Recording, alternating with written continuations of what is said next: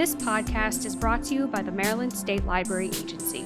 The MSLA podcast features presenters from statewide youth programs, as well as learning opportunities for library staff and resources for patrons of the Maryland State Library for the Blind and Print Disabled. Hi, everyone. This is Ashley from LBPD, once again coming into your podcast. I am thrilled to have one of our partners, the Maryland Park Service, with us today. So, for those who don't know, the Maryland Park Service partnered with us last year for our very first virtual hike, and they created an accessible park tour of the Appalachian Trail, and they embedded it on their website. And people who participated in the hike were so excited. We had floated plans about actually going to the Appalachian Trail in Maryland, but that kind of didn't work out. So my hero Tim and his trusty staff made that happen. With us today is Tim Hamilton. He's the business and marketing manager for the Maryland Park Service, and he's been in that role since 2018, I believe. He leads the public-private partnership development and oversees all the marketing for Maryland's 78 state parks. And with over 27 years of experience in media and marketing, Tim has this amazingly diverse background that includes everything from owning a marketing agency to serving as a marketing director for Homestead Gardens and teaching digital marketing at St. Francis University. He's a frequent speaker on various podcasts. He advises businesses and nonprofits on branding and public relations. And so he is the expert to talk about the Maryland Park Service. Welcome, Tim. I like the use of the word hero. That was probably my favorite. I'm going to put that in my LinkedIn. Well, I go for it. You did a great job. For those who didn't participate in last year's virtual hike or this year's virtual hike, this year we actually went to the 100-acre woods. The virtual hike is centered around this idea that we share a common locale with stories. And last year, 2024, was all about the Appalachian Trail. And part of the Appalachian Trail does run through Maryland. So Tim and his cohort made an accessible video for us. So yeah, a little bit of a hero because I get told no quite a lot. It was fun to do. It really was. It was, it was with the sound effects and the music. It was all very serene. I had to take a nap a few times through editing it. It was just very nice. That's good. And it was a nice way to connect our two agencies, I think. Hmm. A lot of individuals, I know that there's accessible trails and there's a bigger push for more inclusive events and programming is happening at the parks and things like that. So it's really a great way to connect people with print disabilities with the Park Service. So it was a good introduction. Absolutely. It's all about accessibility for us. We want to make sure that all of the Marylanders can enjoy the state parks, and we do everything we possibly can do to get people in the parks and have them enjoy everything. Well, yeah, and that kind of actually brings me to my first question. With 78 parks, I didn't realize that until I was reading it, and I was like, I know. "Holy A moly!" lot. Right? Why are Maryland state parks so important to Marylanders, and of course the environment? Like that's a key thing, but why are they so important to Marylanders? I'll tell you, so you're never more than 25 minutes away from a state park if you live in Maryland, which is pretty amazing if you think about it. Because Maryland, we're a small state, but if you measure it in distance from Oakland out in Garrett County, which is a lovely little town, all the way to Ocean City, that's about 5 hours. 5 hour drive. That's not. It seems if you look at a map, we seem small, but we are a large space and we are varied. Now, if you look at, let's say, Virginia and Pennsylvania, they have a lot of state parks. They have a similar geography to us in certain ways. Are we better than them? Yes, we are. We're better than everybody. But also, I think about it. We're kind of special because everyone thinks they are. But here's why we are. Is well, we have the Bay, and Virginia has a little bit of the Bay. Pennsylvania doesn't have a Bay. They don't even have water. They have Erie, and that doesn't count. But if you look at the way we're set up, Central Maryland is incredibly congested. We are a small state, but we're 6 million people, but we're concentrated in just like three or four counties in the center of Maryland and DC. So there's not a lot of places you can go to get away from people, and you really need that. If you live in Garrett County, you live in Washington County, Allegheny, or you live over in Cecil County, you live anywhere on the Eastern Shore, you have your room. But here, we're on top of each other. So for us, I think Maryland state parks are important because you connect with nature. You get away from the beltways, you get away from 95, you get away from the ICC, and you get out there and realize that we do have a lot of nature in Maryland for a city that's so congested and so packed with people. So they are important, and we're varied as far as the ecology that we have. So you got the Appalachians in the west with the foothills and the mountains, and down to the marshes and in Easton and around Eastern Shore, and they really are stunning. So most of the states don't have that variety. You go look. You go to Pennsylvania, sure, their state parks are okay, they're fine, but they're pretty much the same. They're all hills and mountains, and we've got a lot here that they don't have out there. So if you want the mountains, we got the mountains. You want the bay, we got the bay. You want the ocean, we got the ocean. And there's state parks at all of them. So I live in Linthicum, so I'm pretty close to Patapsco State Park. That's where my kids love to go. So I there, just in that little tiny park, well, it's not really tiny, but just in that little bit, Right. there are very it's very diverse. There are little hills and there are, waterways and things like that. So Yeah, it's incredibly varied for what you want. I mean, there's parts of Maryland, and that was the best part of this job was I got to explore parts of Maryland I didn't know exist. I grew up in Montgomery County in the 80s, which was very different than now. I think now we're like at 1.2 million, something ridiculous. I mean, think about that. Montgomery County has like literally 4 or 5 times the population of South Dakota. It's just one county. And we have Seneca Creek there, which is great. But I mean, I remember when I first got out to like Rocky Gap, and we were at Lake Habib, which is the cleanest lake in Maryland. And as we all know, there's no natural lakes in Maryland, but you get out there and you can see straight to the bottom.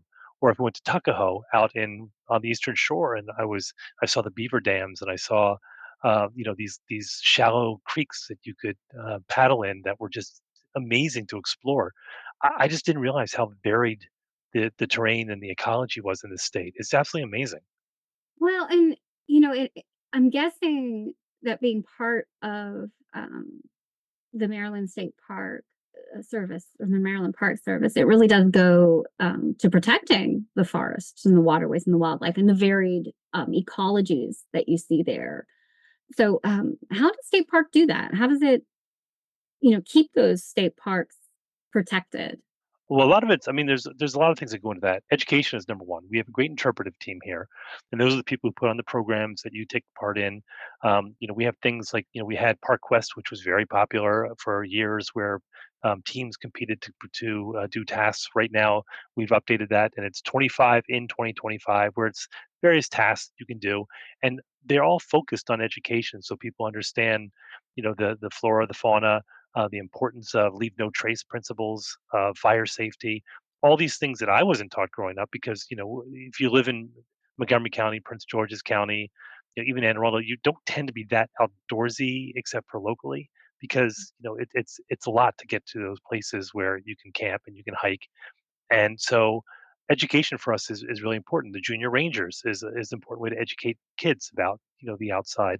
Plus we have departments in DNR that concentrates on just acquiring these properties and saving them for public use. That's very important to us. Is that we're not just grabbing property and then fencing them off. We're grabbing them and then we're incorporating them into our state parks or our public forests or our wildlife management areas, and we're encouraging people to come. And we put a lot of time and effort into maintaining those areas. And I got to tell you, all the places I've worked in the last 30 some years of my career, I have never worked at a place that's more dedicated to their core mission than DNR and all the units within that. But we take that very seriously. Well, and hitting back on that leave no trace principle, that was something that when I was a Cub Scout mom with my stepson, that was something we hammered in Hmm. every time we had a conversation about anything. It was leave no trace. And I think you hit the nail on the head. It's about education. It's about appreciation and trying to make sure that everyone has a chance to engage and explore. So I could see that being very successful and leading to the idea of encouraging environmental responsibility. So how do the state parks how does the DNR and the state park service really encourage environmental responsibility? Because I'm guessing you don't have, I'm sure you got rangers and stuff, but everyone takes responsibility, don't they? Right, they're rangers, they're not moms, so they're not hovering over people to make sure they empty the dishwasher and clean up after themselves. We gotta make sure that people are invested in that, and I think it comes down to, like, a civic pride and a pride in Maryland, which is difficult, I think, sometimes, especially when you live in urban areas where, you do see kinda trash litter everywhere, and you're like, "Well, what's the difference? It's already there," and so we try to make sure that we lead by example. You come into our parks, they're spotless when you come in. Our rangers, they take a lot of pressure, a lot of pride in keeping those areas clean, and we have the signage around that don't lecture people, but let them know. I mean, if you go to Europe and Europeans, especially like Germans, they're very serious, and Scandinavians, they're very serious about their outdoor recreation, and they when they go into the to nature, they bring stuff with them and they bring it out with them. Whatever you pack in, you pack out. So you're not going to find a ton of trash cans except in the day use areas where people are picnicking and they're recreating. But when you're out in the trails, it's just very difficult, to go deep into the trails to empty these things out on a regular basis. But also, we want people to understand that there's some personal responsibility, that you bring stuff in and you eat it, you pack it away, and you bring it out, and people do. I think that the most people who use the state parks are pretty responsible. Now, back in 2020, we had an influx of people. We went in 2019. We had about 14 million people who visited Maryland state parks in a year, which shattered all previous records. Now, 14 million in 2019. That's important to remember, because in 2020 we had 22 million people. So we went from 14 to 22 million people in a year.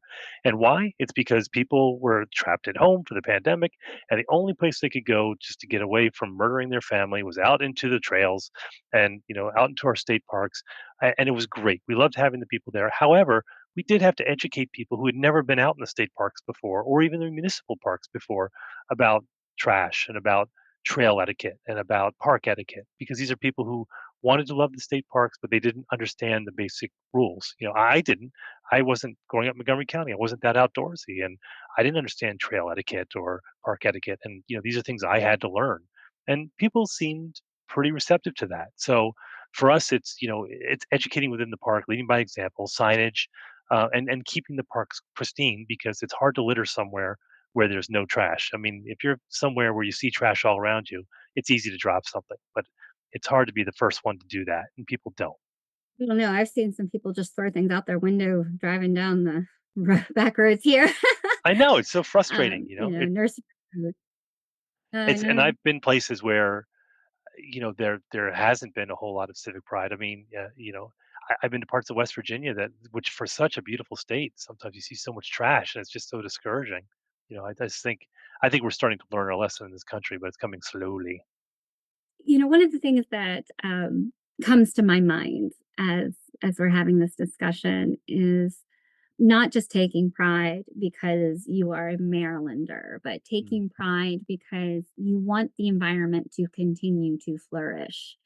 You want it to be there for the next generation. You want it to be there for 4 or 5 generations. As much as possible. Um, and doing some digging on your website, I found that the state parks really does look to protect not just the forests and the waterways and the wildlife, but also things like pollinators and habitats for those animals that we should be taking pictures of and not trying to trap and take home. Right. Funny story with that. My Cub Scout group went on a hike and someone found a baby bird that had fallen out of the tree, and they were like, "Can we take it home?" And I'm like, "Don't touch it, We get please." so many of those. People see fledglings and they mean well, but we Yeah. get reports all the time about, we have a camera down in Smallwood that's on a osprey nest. And people are always like, they're about to fall out of the nest. I'm like, they're just stretching their wings. They're just, feeling their oats. Just, let them be. People mean well. They do, but never cuddle a bear cub. It's not going to end well. So, in your experience, why is it important to protect the state park habitat, not just the waterways and forests? Well, we're all connected. I mean, wildlife doesn't really follow any borders. Let's take the pollinators for example. You're referring to our pollinator program that we had for a few years there, and that was to look at protecting our pollinators, everything from native bees as well as the imported European honeybees that we all think of as bees, but they are imported.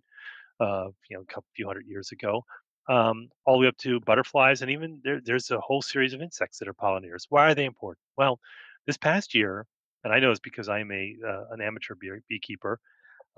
Over 75%, I think between 65 and 75% of all bees in this country died in the hives collapsed in the past year. Various reasons, temperatures, mites. There's a lot of issues that they're still figuring out, but we need those pollinators. They're very important for uh, not just the native plants, which rely on native pollinators, but also our farmers. In Maryland, we are a farming state. You go over to the Eastern Shore, over to Western Maryland, and we still do a ton of farming, and the pollinators are very important to that. So it's extremely important to protect our pollinators. The food chains that we have. We're it's pounded into our head that we are live on the Chesapeake Bay. If you live in Hagerstown, you live on the Chesapeake Bay pretty much because it's in the watershed. These are all things that we have to think about. We're all part of the food chain, and it's very delicate. People forget how delicate this is. Think about think about lightning bugs. Do you see lightning bugs? I mean, I know we all edit from the time that we were kids. When we were kids, you could read by the lights of lightning bugs. Well, that wasn't true. However, there were a lot more. And what happened to them? Well, people like their lawns, and what's bad for lawns are grubs, and the grubs of Japanese beetles. So what do people do? Is they put down grub killer to kill the Japanese beetles in the lawn, so they don't get those brown spots. Well, that's all well and good, but you're also killing the pollinators and the grubs of the lightning bugs. So that's why we're not seeing lightning bugs anymore, is because people are putting down these products. Every time it rains, again, if you're in Hagerstown or if you're in Frederick or if you're in Bethesda or whenever it rains, that water eventually is ending up in the Potomac, and that means the fertilizer that's on your lawn or the pesticides, that all washes down. It all goes downstream. So, it's we live on top of each other here, but we all have an impact on what we do. Even the lights in our neighborhoods, that affects um, bats and migrating birds and migrating insects because it's artificial light. Turtle migrations are affected by it. So everything we've done for our safety or for our comfort, it does have an effect on the ecology around us, and we're trying everything we do to mitigate the effects on the ecology. And you get a lot of eye rolling from people saying this is ridiculous. You're trying to protect this little darter fish that's in this little creek, but there's a reason for all that, is because the odds are stacked against them and most other animals that don't adapt, like let's say deer or raccoons. But for the rest of the ecology is pretty fragile, and again we're a state of 6 million people, and everything we do just in our day-to-day life, nothing malicious, is having an effect on that. So these parks are pockets of preservation that we can say, okay, we can control the environment here. We can't control the environment in Chevy Chase or in Westminster, because that people live there and they have to go about their lives and do their jobs. But we can control the environment in Rock State Park or in Rocky Gap, and we're very careful with that. So we're doing our part. Other states' park systems are doing their part. The national park rangers are doing their part. So we're doing what we can to protect our little pockets of nature and ecology. But and just to kind of reiterate a point here, it sounds like going back to the education component, Mhm. it's not just educating people on park etiquette, but educating people on general understanding of how nature works. Sure. Think about How this: just the thoughtlessness that people have, and I don't mean that in the negative way. I mean, thoughtless is in people don't give it a thought. People are fishing and they have their fishing line and they get a snag or something, or they're putting on a hook and they snip off a little bit. Well, that fishing line is invisible essentially. So you have all these marine life and the life in the bay and these birds, they get tangled up, it traps them, they starve, and that is a very large problem. That doesn't just occur in state parks. That occurs if if you're fishing in DC, in like on the canal or in the Potomac, or where or even if it's a private property. So these are things we don't want you doing in parks, but these are things we don't want you doing in general. That's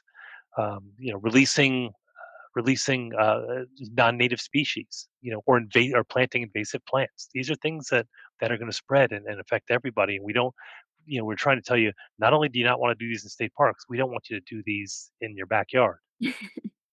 My next question is supposed to be is supposed to be how the different landscapes make the parks unique, but something just occurs to me that Maryland's unique not just in its landscape, but perhaps in how it looks at environmental education. It sounds very proactive to me to not just teach about these wonderful, unique landscapes, because as you said earlier, each park has something special to it, but so does each region of Maryland. Hmm. And the habitats and the wildlife and the waterways and the sheds and marshlands and all of that. Educating on how that all works together. It sounds like a critical part of your mission, and I have to say thank you for that.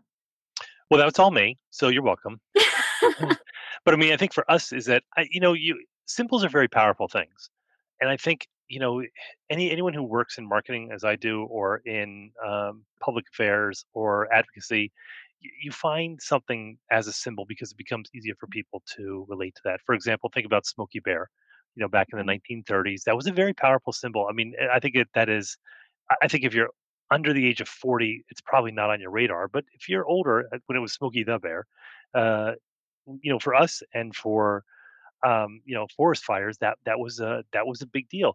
For the National Zoo, I grew up again in Montgomery County, and I couldn't grow up in the 70s without seeing BFONs, the Friends of the National Zoo, because they wanted donations, and they had the pandas because the pandas were huge in the 70s, Ling Ling and Sing Sing. But that's by design. You want to tug heartstrings because they're representative. For us, that's the Chesapeake Bay. I mean, it's a marketing tool. That's the cynical side of me saying that that's what you want it to be because it is a gem. I mean that. There are very few landforms in the United States that are more beautiful than the Chesapeake Bay. I mean, maybe the Grand Canyon is certainly one that jumps to mind. Niagara Falls, and, the Okefenokee Swamp. There are like probably 15 you could rattle off right now, and those are all environmental symbols. And I think for us in Maryland, with the Chesapeake Bay, which takes up such a large portion of Maryland, and the fact that anything west of what Hancock or east of Hancock flows into the bay before the Continental Divide. So anything you do in Maryland, outside of the hills, is going to end up in the bay. For us, that is omnipresent. Think about the banning uh, the nitrogen fertilizers in some of the counties because of that. Mhm. You're thinking of the glyphosates that are in some of the sprays that we have. Is that for us? We can all say, well, it's because of the bay, but it's these are things that they should be doing in Virginia and North Carolina and Pennsylvania, and a lot of them are. But we're just if you again, I mean, not to pick on them. I mean, they're our little brothers and sisters. But if you look at Pennsylvania and Virginia, they don't have this. I mean, Virginia doesn't get the bay; they only have a little part of it. But I mean, they don't have the same symbols that we do as far as ecology and nature. So I think that's why we take it very seriously. And not to get political, but we're a very blue state, and blue states tend to be. Although I shouldn't say that. I mean, because if you look out at I think of Teddy Roosevelt back in the 1920s with a national park system. The states out west, which tend to be red, they are hunters and fishing paradises out there, and they take that very seriously as well, as we all should. But Mhm. for us, we have to extra educate people because, again, we're very densely populated. So, you feel if you live in Gaithersburg, you don't feel that connection to the bay as if you live on in North Point or in North Beach or Annapolis. Well, and it reminds me of when I lived in just outside of New Orleans. I lived in a town called Covington, and Lake Pontchartrain was Oh there. yeah, Lake Pontchartrain was because Mandeville, there's Covington, and then there was Mandeville, and then Lake Pontchartrain. and Uh, so New Orleans, for people who don't know, is between the Gulf of Mexico and Lake Pontchartrain. It's between the right, two. and it was you have the Causeway Bridge and all this stuff, and there was always a campaign to save the Pontchartrain going Which on. is stunning. Yeah, it's beautiful, and, I've been on Pontchartrain cruises and things like that. I mean, it was amazing, It's a great but Irish song about it. I did it really did, and as someone who does marketing in myself and knows the power of symbols and the power of stories, you know, I think back to my time at, in Covington and how proud people were of the reversal of environmental damage, that they are trying to do. Mhm. And I grew up in Delaware, so I Delaware doesn't have any parts of the bay, but No. we like to try. And we would, but there was always that, oh, that's a Maryland thing. The bay is a Right. Maryland thing. There wasn't that connection. Being here in Maryland, I can tell you that a lot of people have a sense of pride about not just the state parks, but the waterways and the bay, how important it is. Which actually brings me to my next point, that I want to discuss with you, which is people coming to Maryland, from Virginia or Western Maryland. Well, not that Western Maryland's another state. Yeah. No, Western Maryland is Culturally, yeah. well. I actually I have some good friends out in the Deep Creek area, and I can't stand the drive, but I love getting there. I don't Um, know, that light six that yeah, that Route 68 since they opened that up in their, late '80s, that is stunning drive. oh, it is, but I I can't do it. I have to do it for work, and then otherwise my partner drives. But anyway, people come from all over to Yeah. see what Maryland has to offer. And, I keep thinking, like, what do they get to enjoy besides participating in the vista itself? What things do they get to enjoy? It depends on the flavor you want. Is I consider our Western parks to be kind of throwback parks, like to the 1940s and 50s when you go out there. It's just like you're going back in time. And that's like Swallow Falls and New Germany and Rocky Gap, even Greenbrier. Those are the ones that are out in the hills and mountains of Maryland. And when you go out there, I mean, those are similar to the ones that you get in Pennsylvania, Virginia, West Virginia. And those are to me are those, warm summer days, the cool summer nights that you don't get down here in the tidal lands, and that when you get up there, it's just there's no urban environment around you, so you're seeing the stars for the first time. I mean, if you're from Rockville and you go up to Deep Creek and you're just looking at the stars at night, you're just stunned that the sky is like that there because you're just not used to that. And it's that, and you're not hearing the Beltway, you're not hearing 355, and it's just that isolation, and you're hearing the owls, and it's just I went to school in Western Pennsylvania, and I grew up on the Beltway, and I couldn't sleep for 2 weeks because I just that I grew up with that roar of the Beltway. But then, if you go to Southern Maryland, it's like being in the South to a great extent. You know, I'm in Annapolis, and going 45 minutes to the south here is like going several states away. You're getting to your sweet tea. You're getting some Mm. really good barbecue. You get into a lot of Civil War sort of things. You get those estates out there. We have Mount Airy over at Rosaryville, and you're getting that history. And that's a thing for Maryland too. You got to remember we have a phenomenal history. We're in the center of everything. We start with I mean, you start with the French and Indian War out in Western Maryland. We have Fort Frederick with French and Indian War. We had the Civil War. We had the Revolutionary War, the War of 1812. These are all wars that touch Maryland, so we have history of it. North Point Battlefield out at Fort Frederick.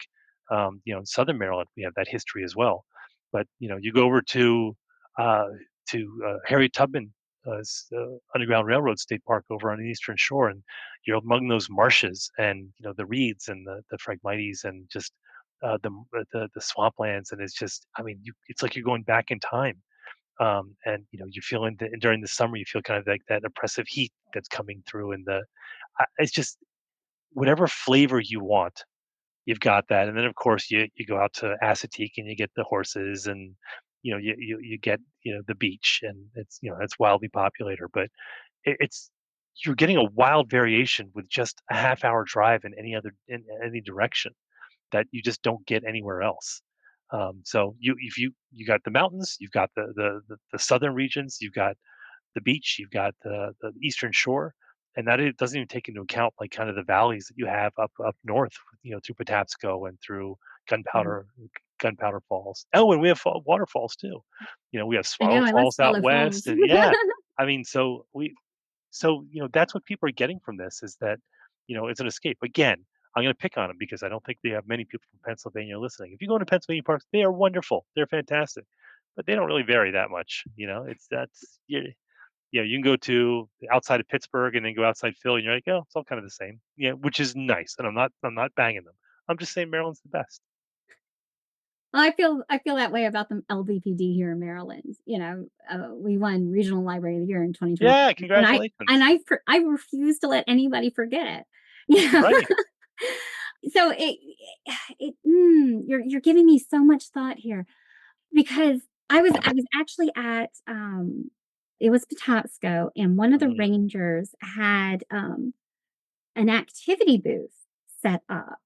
And he had a local gentleman who had written a book about Patapsco Park Oh specifically. yeah, there's plenty of stuff in there. And I forget, like, it was one of those, like, I don't want to call them Dover editions, but they were really tiny, thin, sepia covered books. And but the ranger had actually had activities for people to do and to engage. There was a bingo activity where you could go almost like a scavenger hunt. Oh, I saw a bird, or oh, I saw a rock that had this particular type of sediment, and things like that. It was really interesting. And my partner struck up this conversation with this park ranger, and the wealth of knowledge just to create something that people can take as they're walking and exploring, but Mhm. also just to share was amazing to me. Well, we have, I mean, like I said, our rangers are wildly dedicated. Again, I have worked in TV news, marketing. I've worked in consulting. I've done a lot of stuff. I have never been somewhere where people are more passionate about what they do, and they've been doing this since they were like 20.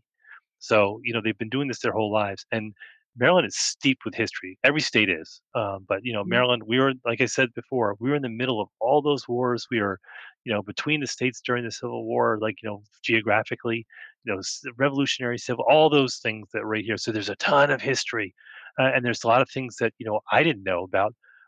For example, like think about 95, like Route 95, is that, if you're watching the weather and they'll say, "Oh, look for snow west of 95, east of 95, you'll just get rain." Well, why is that? Well, because 95 designates the fault line in Maryland. It just happens to be along the fault line. So what do you have when you have a fault line? You have a lot of waterfalls. And what do you have when you have like a lot of waterfalls? You have mills and you have mill towns because the water powered the mills. And then when you have that, you have enslaved people, and with that you have industry, and you have all these things that are all different levels of history, and our rangers have to parse all this stuff and understand all these things. And we're finding new things all the time, and the rangers have to be up on the new discoveries. And we have a new effort here over the last few years, which is called interpreting difficult histories, because they are difficult histories. And when you're talking about enslaved peoples that were brought here, and where they lived and what they did, and how they were uh, used as resources, and what that meant, ethically, and all these things. And we have to keep up with, what new information is telling us while respecting the people it affected. And our rangers, in addition to keeping you from getting lost or eaten by a bear, or or dropping in a lake, their job is to keep you safe. But their job is also to educate you, not only on the nature and ecology, but also on the history that comes along with that. I mean, that is a lot. We're expecting a Mhm. lot out of our rangers, keep you safe, keep you educated on nature, and keep you educated on history, first aid. So we expect a lot from them. But I'm just always in awe in how much they know. And keep in mind that every region of Maryland is different, because we think of Maryland as a single entity because it's a state. Obviously, it is. But you just said you have a friend who lives in a different state in Garrett County. Well, I mean, culturally, Garrett County and Washington County, and that is very different, and they have a very different history than just an hour drive away. here in Central Maryland, which has a very different history than Eastern Shore. And so our rangers, you might work at Tuckahoe State Park on the Eastern Shore, and then you transfer to Rocky Gap. Well, you got to learn a whole new set of history, a whole new psychology, and a whole new. I mean, it's very, very different, even though it's only an hour and a half difference. It sounds like these park rangers need a raise. They need to make several times what they're making. I you know, ugh. So hypothetical, Sure, hypothetical. I love hypothetical. Um, you've got someone who is hearing this podcast and they're like, "Yes, I'm gonna take my first foray into Maryland state parks." And without recommending which park, because I Mm, know you can't show bias. I Um, can. oh, Yeah, yeah, you can? they're my kids. Yeah, Because I have bias. I'm a Swallow Falls girl. Like, that is it's my fantastic. house. Oh, it's good. It's gorgeous. I will I now I hate the drive, but like I said, I love getting there. I love being there. And you got those little towns around, like, Yeah, Oakland is a gem. it Oh, is, it Oakland's is. fantastic. Thomas, if you're listening, I love it. See, Tom? Um, but let's say someone is like, "Yes." Can they go camping? Sure, we have camping.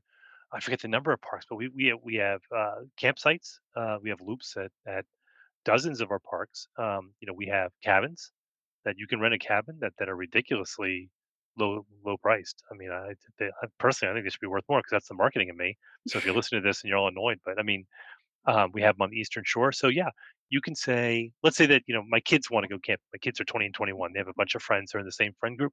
I said, why don't you guys just go rent a cabin out in New Germany? And our winter, because look, Central Maryland. I moved away from Maryland for years, so I lived away, and I found out that our winters here in Maryland are very mild. And my mother, who grew up in Bethesda, if I suggest to her that our winters are anything but severe, she gets upset. She's like, Timmy, our winters are very severe. They are not. Our winters are very mild.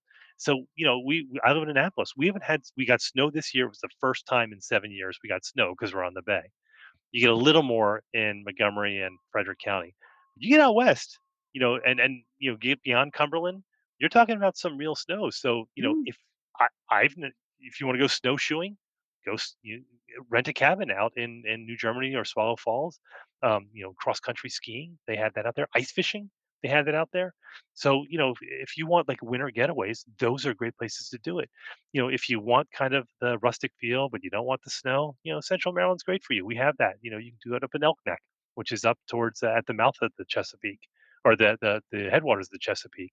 And again, you're never far away from any town in Maryland. So I mean, you can make days of it. There's so many places that are near when you go camping. Going doesn't mean you have to be isolated.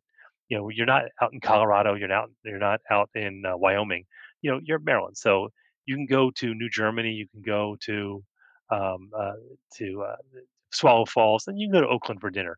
Now, you can go to Rocky Gap and be out Lake Habib, and Rocky Gap is so fantastic. It's the narrowest part of where Maryland is, and they have a shuttle to the casino over at the Rocky Gap right from the campground. We don't run it. They can't. We have a great relationship with them, so you can go gamble at night and then go back into your tent. And so, um, but if you're more experienced and you have your own RV, we have those sites.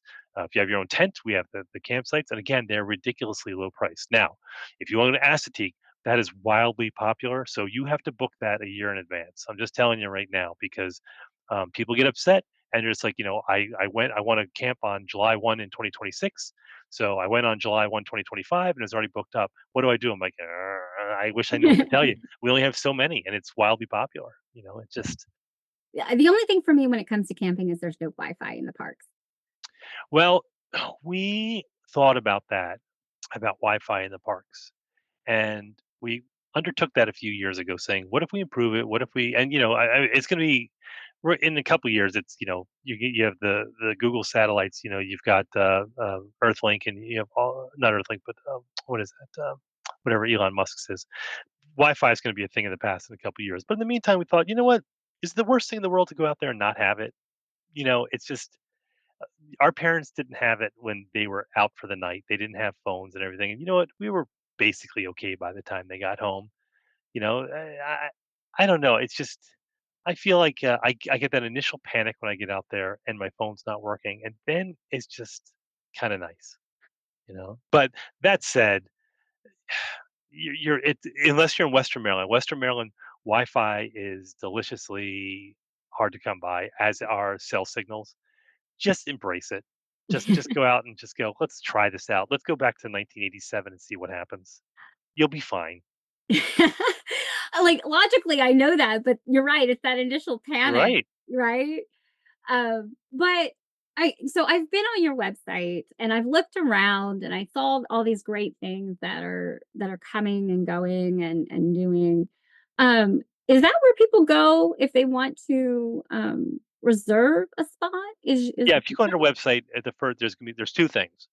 There's reservations, which we have all over. You go to marylandparks.com. You go to our DNR and then Maryland Parks. But you go to our website, and on the splash page in the beginning, it says for reservation camping reservations. Click here, and we have a third party that does that. We're switching that this year, and it's very easy to make a reservation. You can select by location or by time frame, and it's simple. However, we just introduced something this year that people are still uncertain about, but it's going to be awesome, and it's the day use reservation system. And it's been a little bit controversial, but we have 5 state parks that we you have to get a day use reservation to park, and that's North Point State Park, Sandy Point, Point Lookout, Newtown Neck, and Greenbrier State Parks. So why is that? Well, because people were coming to these parks at 3 in the morning and lining up to get in for the day during the summer. Sometimes they're getting there at midnight the night before. They would then roll up, they'd get checked in, and then around 10 a.m., the park managers would say, "Nope, no more visitors. We'd have no more parking," and people would flip out, which I would too if I were doing that. So what we did is we've looked at what other states are doing and what the National Park Service are doing, and we're saying that from now on, you have to reserve for day use during the summer. Again, from Memorial Day to Labor Day and the 3 holidays in between. You know, Juneteenth, 4th of July, and Labor Day. You have to have a reservation. So you go on, and for $5 for the cost of your car, you make a reservation, and that way you know that you're getting in. So people were upset, and they said, "Well, sometimes I like to decide the last minute to get in." Well, guess what? If you're deciding last minute to go into these parks, you're not getting in anyway. So we're doing right? you the favor. So I liken this to I had an argument with somebody on one of the radio stations, and he said, "Well, our tax money pays for this. I can't believe that you're restricting this." I said, "But you weren't getting in anyway." And I liken this to imagine you're in Ocean City and you bring the family for the 4th of July. And on the 4th of July, you decide that you want to get crabs. So you go to the crab house, you show up with your family at 2 p.m. What's going to happen? You're going to sit there for 4 hours, and at the end of 4 hours, you're going to say, "Nope, we don't have enough seats. We're not taking any more walk-ins." And now you got to turn to your family who's been waiting there for 4 hours and say, "We're out of luck." Had you made a reservation, they said you're in, or they'd say, "Nope, we're all booked up." You're like, "Okay, I'll make reservations somewhere else." That's the same thing for state parks. Now it's only 5 parks, and we're not going to expand that at this time, and we're not even looking to expand it at this time. Maybe years from now we might try it, but we're it's not even on the table right now. But we have 5 parks we're trying it with. We've done it for the last month, and it's gone really, really well. We had some people grumbling at first, but then they begrudgingly liked it. Like, "Well, I guess it's okay." I'm like, "See." So, and then after Labor Day, then it's a free for all again. So, Right. um, Well, I it, mean, it makes a lot of sense you in all have to. honesty. Well, I mean, I so we here at the Library for the Blind and Print Disabled, we host programs and we host events, and some of them, like our tactile tours, are limited, and you have to be an LBPD patron because we can't give that spot to someone else, Sure. and you have to reserve your spot. We we did the Guinness Brewery and we only had 20 spots.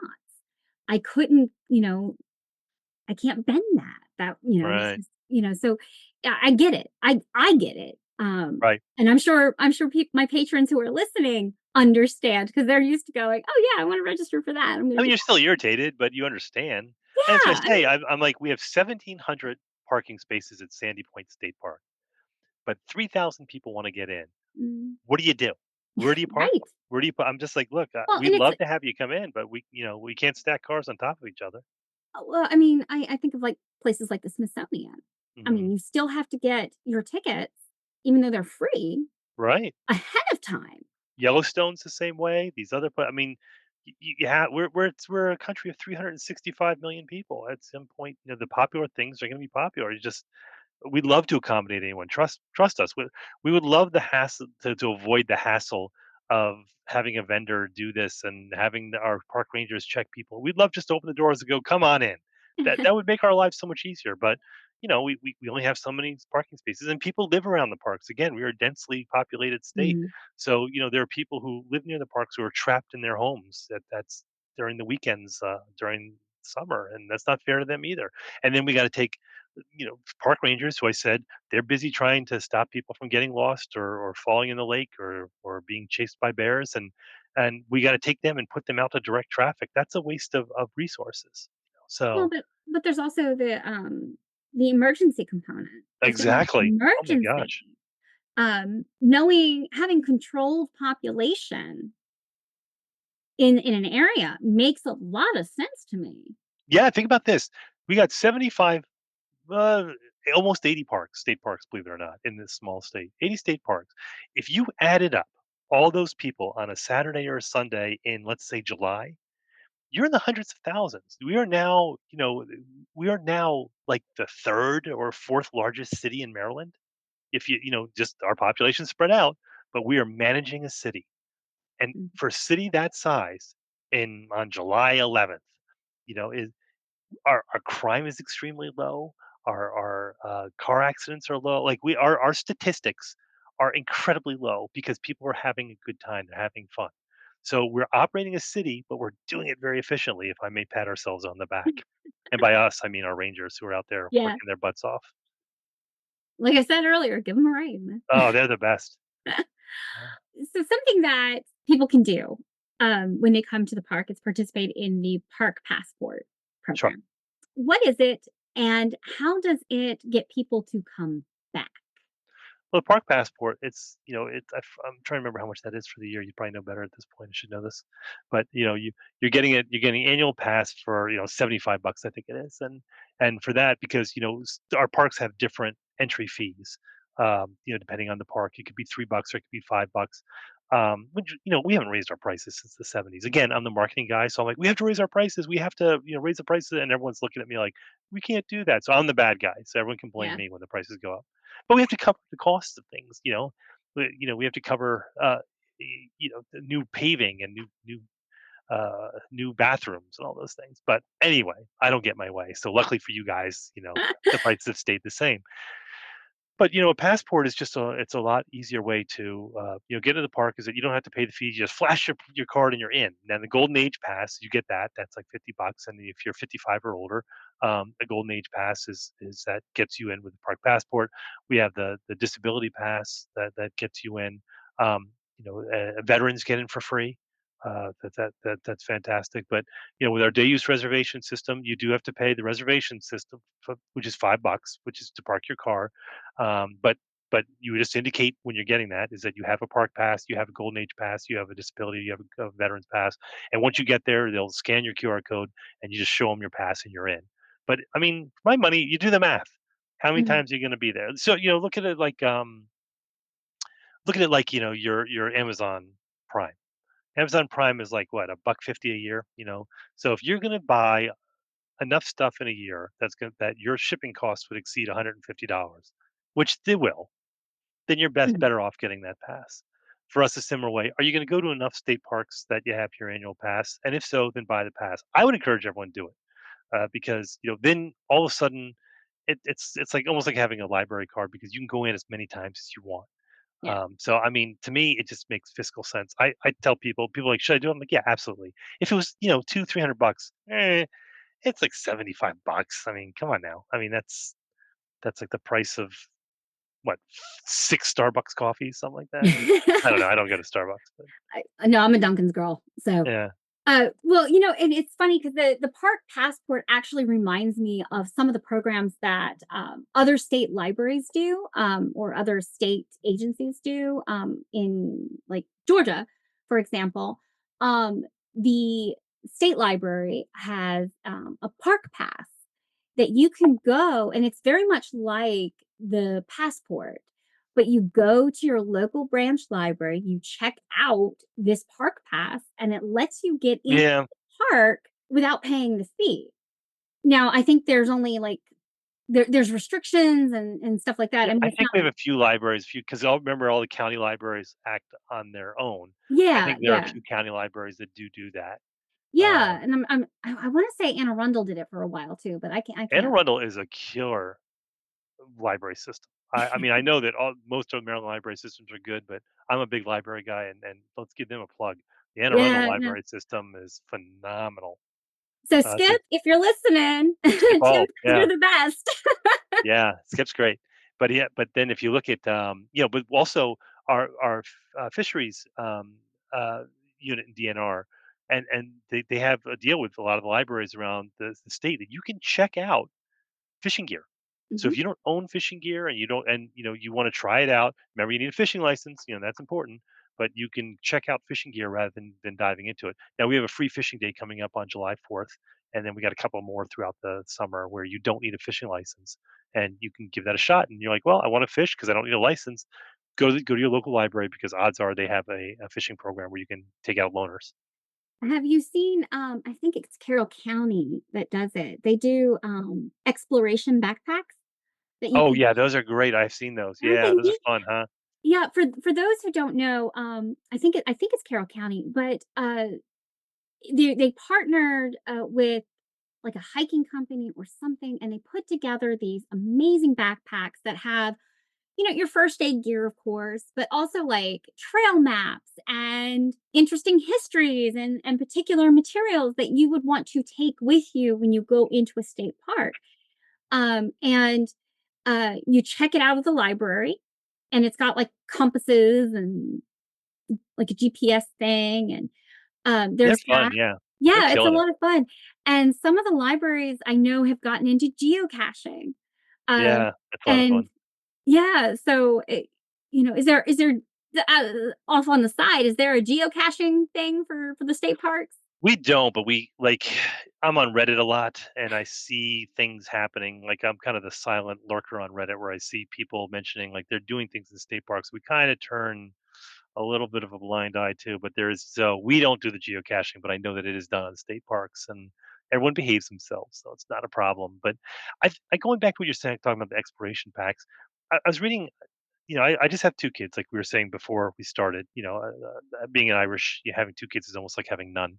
But, I was reading some books, I was reading some articles, and one of them made me really think, and it talked about getting your kids tuned into the cycles of nature and, how important that is because that is done so little now. And I'm Mhm, not banging on generations, like, our generation was great, but we were talking about lightning bugs before, but that was an experience we had growing up. But, I mean, my kids were fortunate that we live on the Chesapeake Bay. Now we don't live on the water. That we don't live like that, but the house in front of us is on the water. But I mean, every year when the ospreys would show up around St. Patrick's Day, the kids would get excited and they get a little sad when it was leaving, but when the ospreys left in September. But then when would hear the geese coming, they knew fall's coming. They get excited because Halloween's coming, and when they see the crocuses come up, that means spring is it. But I mean, it was these things that were important to us as growing up because they were the cycles of nature that kept mhm, you in tune with everybody together. And I just feel with the phones, it's not just kids that we're all becoming more sterile, that we're getting out of touch of those cycles of nature. And I really think it's important. You're saying why should people go to state parks? Is to really reconnect with that because we've all lost that. I mean, I know people like to pick on kids. It's not the kids' fault because they didn't buy these devices themselves. They were given these devices, and these devices are designed to hook them. Just as these social media companies, they have very smart engineers, and their job is to design to hook kids and hook adults and keep you on that device, staring at that screen for as long as possible. That's what they do. That and they'll tell you that's not conspiracy. As a result, we just see very little of what goes on around us. You talk about the Wi-Fi.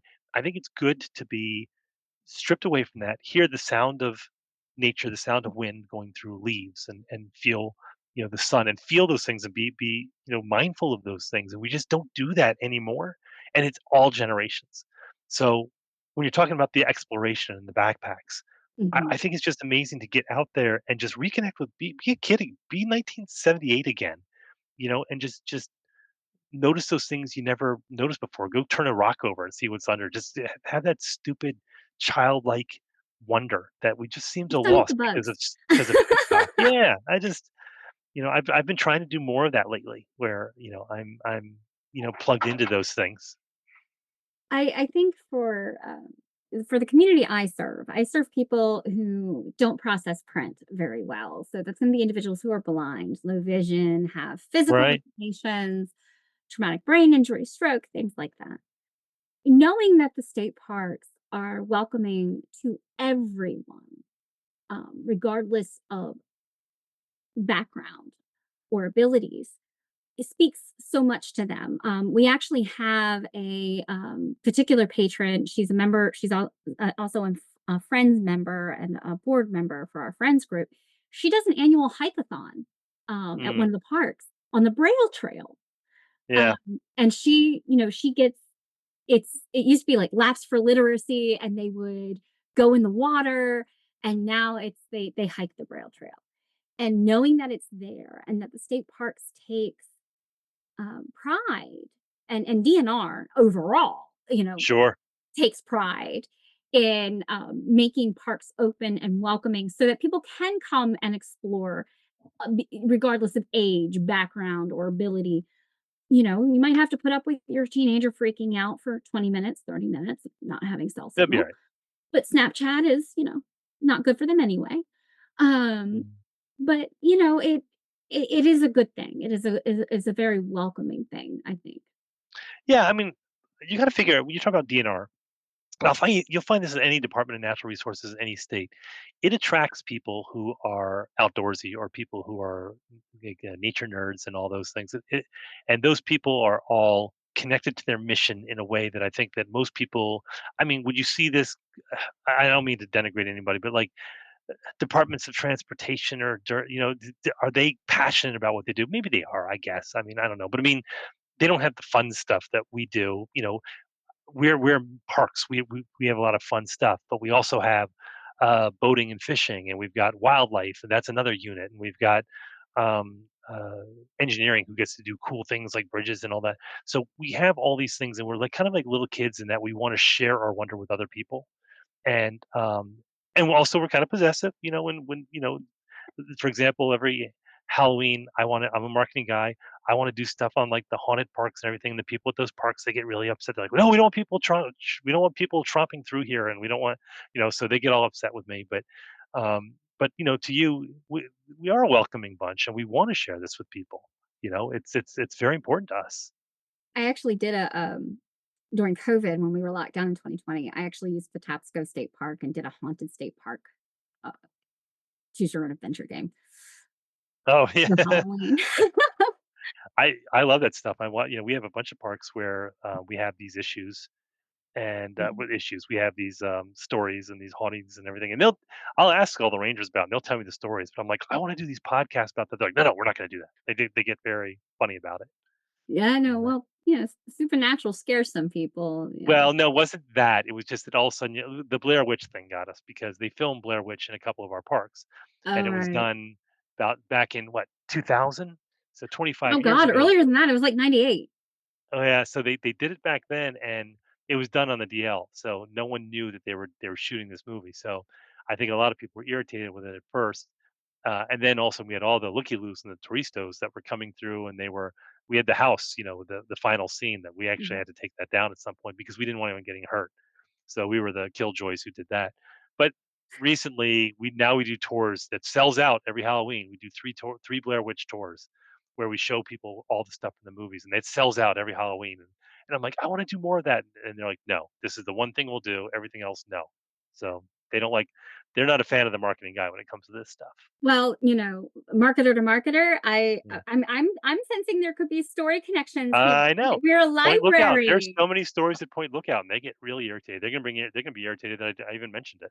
We actually have a Marylandia collection where we record books about Maryland and by Maryland authors. So, I'll yeah. show you this. Oh, what do you got? This file, I'm showing Ashley this file right now. This is the original file, and I stole it from upstairs in DNR. This has every sighting and every report of Chessie from the 1970s on. They're all look at that. The original. I'm showing her this on the camera, folks. the original handwritten reports and pictures, and so, if this file got lost, all evidence of Chessie in Maryland would disappear. I happen to have I'm holding this, it still blows my mind. I've read books about this since I was a kid, and they're all based on these handwritten forms that I have right here that I have sitting on my desk that I Yeah. read through during, meetings, like budget meetings. I grab it and I start reading it, but we have a lot of stories like that. We have a lot of funky stuff that goes on here. Well, the funny thing is that one of my things for the mission of 2026 is to collect stories. Um, so maybe I'm sensing a partnership there. We got a thing. We gotta Gets me out of real work. sing. Hey, I'm all for it. Well, I have abused your time so much, but No, this is fun. I appreciate everything the Park Service and DNR have done. Partnering with Maryland libraries, partnering with the education system, and ensuring access for individuals who may not be able to access it otherwise Mm, means a lot to me personally. So thank you for that, and thank you for shedding some light on how our state parks work and why they're important. So I'm going to wrap up. If you could hang on a few minutes after, that would be great, just so that I can kind sure. of wrap things up. But ladies and gentlemen, thank you so much for being here with me. This one was, a lot of fun for me, as most podcasts are. I get very passionate about what we do and how we do it. I look forward to seeing you guys next month. And that will be so. This is our July podcast. Oh my God, we're halfway through the I year. know. Holy moly! Yeah, I wait for Um, my kids to go back to school. I can't wait. yeah, right. Mm. Well, ladies and gentlemen, thank you so much, and I'll see you again soon. All right, thanks so much, folks. This has been a presentation of the Maryland State Library Agency. For links to additional resources provided by today's presenter, please visit the show notes. For more information on MSLA or the Maryland State Library for the Blind and Print Disabled, visit marylandlibraries.org.